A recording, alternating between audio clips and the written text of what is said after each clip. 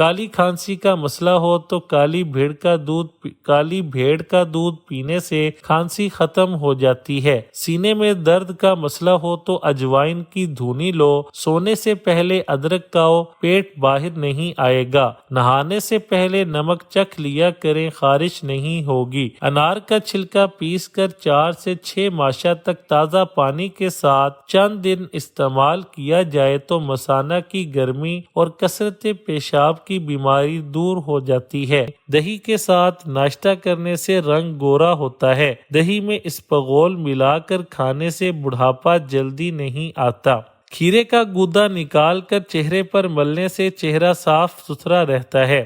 نہانے کے پانی میں اگر کافور کا تیل حل کر لیا جائے تو جسمانی تھکن، سوجن اور خون کا بہاؤ صحیح ہو جاتا ہے۔ معدہ میں گیس بہت زیادہ بنتی ہو، پیٹ میں مڑوڑ اٹھتے ہوں تو پودینہ کا قہوہ بنا کر اس میں 2 چمچ شہد ملا کر پینے سے یہ مسئلہ حل ہو جاتا ہے۔ پودینہ کے 10 سے 12 پتے لے کر 1.5 کپ پانی میں ابالیں، جب 1 کپ پانی رہ جائے تو 2 چمچ شہد ملا کر چسکی چسکی پئیں۔ دن میں 2 سے 3 بار یہ قہوہ پئیں۔